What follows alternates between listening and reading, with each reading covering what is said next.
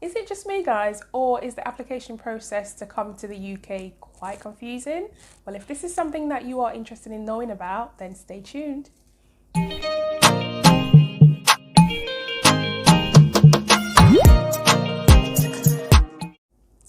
Hello beautiful people, welcome to The Gist with Michelle. I'm so excited to be here today. This is officially our first video, and as a migrant who has been living in the UK for over 25, tell a lie, almost 25 years, I feel like I have a wealth of information to share with people who want to move to the UK, who want to have a life in the UK. So if you're interested in the visa process, the application process, if you want to know what things like job availability is like, housing, schooling, you name it, just consider me your migration bridge. I am here to give you all the details on everything you want to know about. So today we are going to be looking at the types of visas that are available if you wish to apply to the UK. So you may require a visa if you want to come to the UK to study, if you want to come to the UK to work, if you want to live here, or if you want to visit family. Now, the type of visa you require is really dependent on where you're coming from, how long you want to stay for, why you are coming, and your personal circumstances. Do you guys want to hear a fun fact? Did you know that you might actually require a visa to pass through the UK? So by that I mean if you are transiting, if you have a layover on a flight, you might actually need a visa. That is true story, guys. So guys, this video is just going to be an overview of the different types of visas, or the main types of visas available.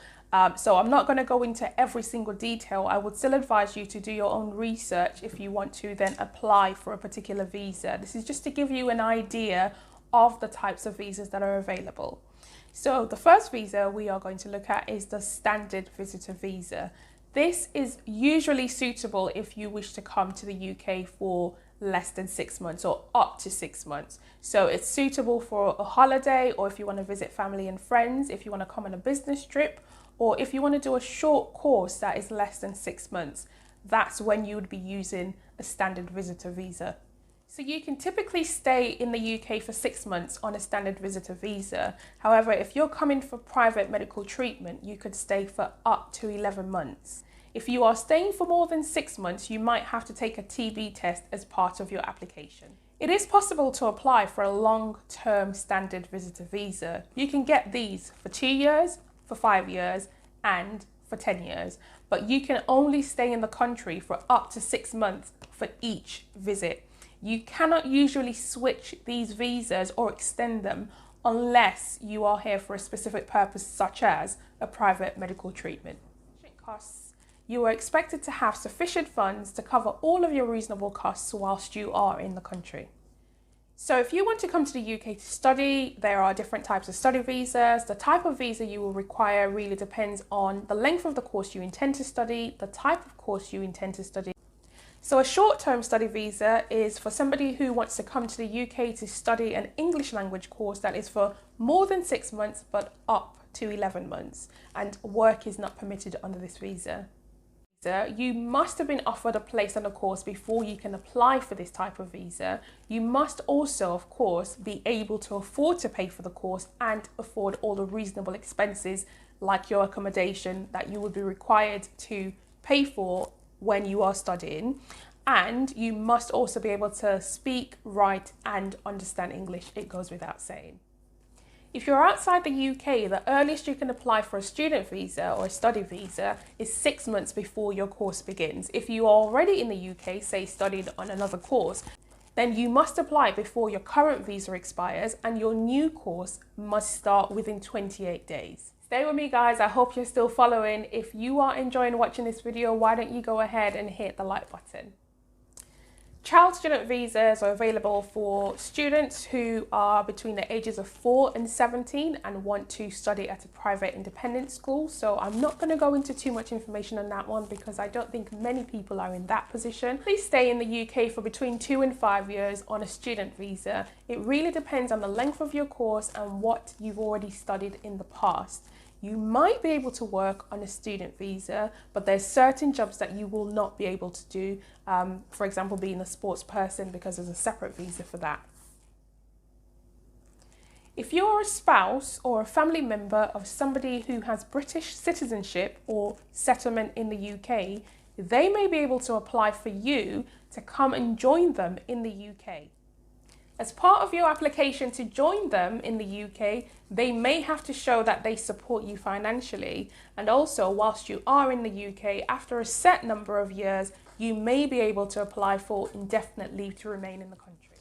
So, family reunion for refugee visas. So if you were separated from a spouse or a child, or if you are that child or spouse who was separated from a family member when they had to flee the country, then this might be a visa that you can apply for.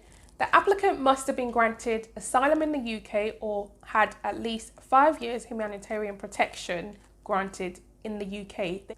They must not have been given British citizenship yet, and they can apply for you to join them in the UK.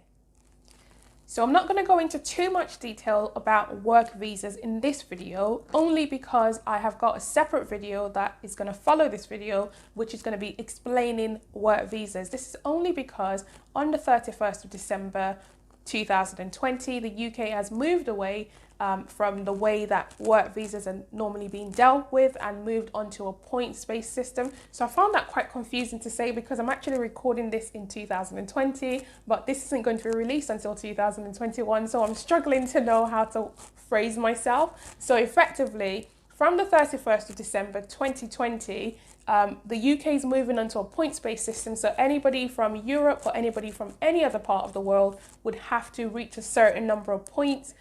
There are different types of work visas. You can get short-term visas, you can get long-term visas. They really depend on a number of factors as well, such as your qualifications. They depend on whether you have a job offer already or are you going to be sponsored. They depend on if you are going to be bringing your family with you.